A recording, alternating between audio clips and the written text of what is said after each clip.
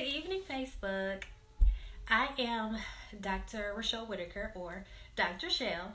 I am an educational psychologist, a mental health therapist, parent educator, trainer, and this is day 2 of Fibroid Awareness Month. It's also Minority Mental Health Awareness Month. So I wanted to specifically talk to you all tonight again about factors for fibroids. Like, what are risk factors for getting fibroids or being diagnosed with fibroids? We talked a little bit about what they are. They are usually benign tumors in the muscle wall of the uterus. They are usually benign. Most times they are benign. I'm sure there are times when they're not, but most of the time they're benign tumors, and they can be as small as a grape seed or as large as a grapefruit. Okay, but let's get down to some of the risk factors.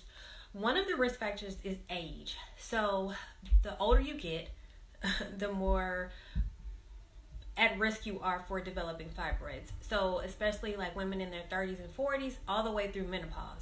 So age is a risk factor. Ethnic origin is a risk factor. So fibroids are more prevalent in African American women. That's not to say that other ethnicities don't get them, but they're more prevalent with African American women. Also, obesity. So women who are overweight are 2 to 3 times at a greater risk for developing fibroids than the average number. And then eating habits. So fibroids have been linked to eating red meat. So a lot of women who eat red meat, there's a higher risk of developing fibroids if you eat a lot of red meat, which is interesting because that's one fact that I hadn't seen before.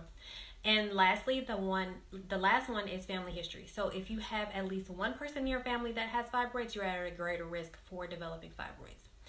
And one of the reasons why I want to talk to women about fibroid awareness is because lots of times you don't even know that you have them. So because they can be asymptomatic, so they cannot be causing you any issues, and the only way that you'll know is if you have a vaginal ultrasound, or when you go in for your pap smear, your OB might say, okay, your uterus is a little bit large, or she's feeling something, or something like that. So there's really no way to determine if you're asymptomatic that you have fibroids. So if you're asymptomatic, that's great. However, they can still pose issues later down the road.